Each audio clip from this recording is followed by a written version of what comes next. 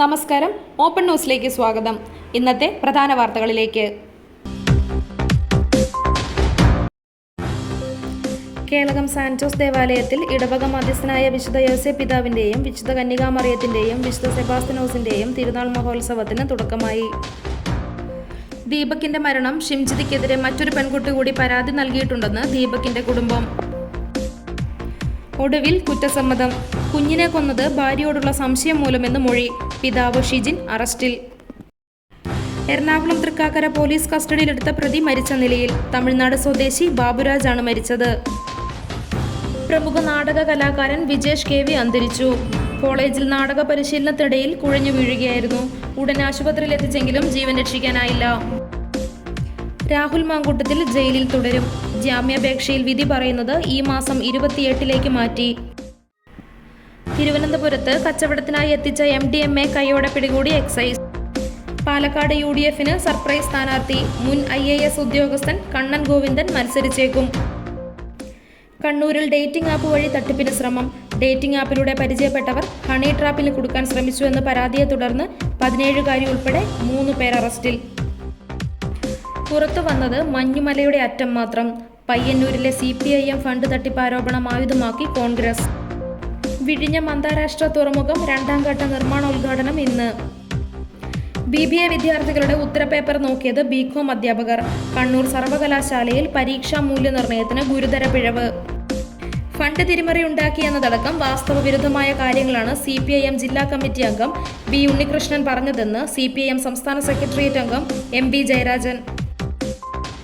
ശബരിമല സ്വർണ്ണക്കൊള്ള. മുഖ്യമന്ത്രിയുടെ രാജി ആവശ്യപ്പെട്ട് യുവമോർച്ച. കോഴിക്കോട് കളക്ടറേറ്റ് മാർച്ചിൽ സംഘർഷം. തിരുവനന്തപുരം കഴക്കൂട്ടം ചന്തവിളയിൽ കാറും സ്കൂട്ടറും കൂട്ടിയിടിച്ച് യുവാവ് മരിച്ചു. പുലർച്ചെ 12 മണിയോടെ ചന്തവിള ആമ്പല്ലൂരിലായിരുന്നു അപകടം. സ്കൂട്ടർ ഓടിച്ചിരുന്ന കൊല്ലം ചിതറ സ്വദേശി പ്രിൻസ്ലാലാണ് മരിച്ചത്. പാലക്കാട് തച്ചമ്പാറയിൽ ജനവാസ മേഖലയിൽ ഇറങ്ങിയ പുലി വനം വകുപ്പ് സ്ഥാപിച്ച കൂട്ടിൽ അകപ്പെട്ടു. കഴിഞ്ഞ ദിവസമാണ് പ്രദേശത്ത് പുലി ഇറങ്ങിയതായി നാട്ടുകാർ പറഞ്ഞിരുന്നത്. കൊല്ലം ചിതറയിൽ 16കാരിയെ നിരന്തരമായ പീഡനത്തിന് വിധേയനാക്കിയ ക്ഷേത്ര പൂജാരിയായ യുവാവിനെ പോലീസ് അറസ്റ്റ് ചെയ്തു. ചിതറ കുറക്കോട് സ്വദേശിയായ 22കാരൻ അഭിനയാണ് പോസ്കോ നിയമപ്രകാരം അറസ്റ്റ് ചെയ്തത്. മോദിയെ സ്വീകരിക്കാൻ പൊതുസ്ഥലത്ത് കൊടികളും ബാനറുകളും. BJP ജില്ലാ പ്രസിഡന്റ് കരമന ജയനെതിരെ കേസ്. തലസ്ഥാനവാസിയായ വ്യവസായിയിൽ നിന്നും ഓൺലൈൻ സാമ്പത്തിക ഇടപാട് വഴി 1.25 കോടി രൂപയോളം തട്ടിയ മലപ്പുറം സ്വദേശി അറസ്റ്റിൽ. മഞ്ചേരി പുതിയകുളം സുഫൈൽ മുഖ്താറാണ് പിടിയിലായത്.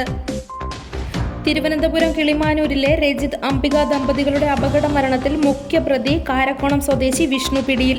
ഒളിവിൽ കഴിയുന്നതിനിടെ കേരള തമിഴ്നാട് അതിർത്തിയിൽ നിന്നാണ് പിടിയിലായത്. കരിപ്പൂരിൽ ആരോപണ വിധേയനെ ഡിറ്റക്ടിംഗ് ഓഫീസറാക്കി വിചിത്ര നടപടിയുമായി പോലീസ്. സ്കൂളുകൾ ഉൾപ്പെടെ വിദ്യാഭ്യാസ സ്ഥാപനങ്ങൾ കേന്ദ്രീകരിച്ച് സ്ഥിരമായി മോഷണം നടത്തിവന്ന യുവാവ് പിടിയിൽ.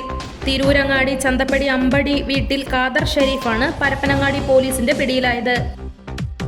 ഹോംവർക്ക് ചെയ്യാത്തതിനെ തുടർന്ന് 4 വയസ്സുകാരിയെ അച്ഛൻ അടിച്ചുകൊന്നു.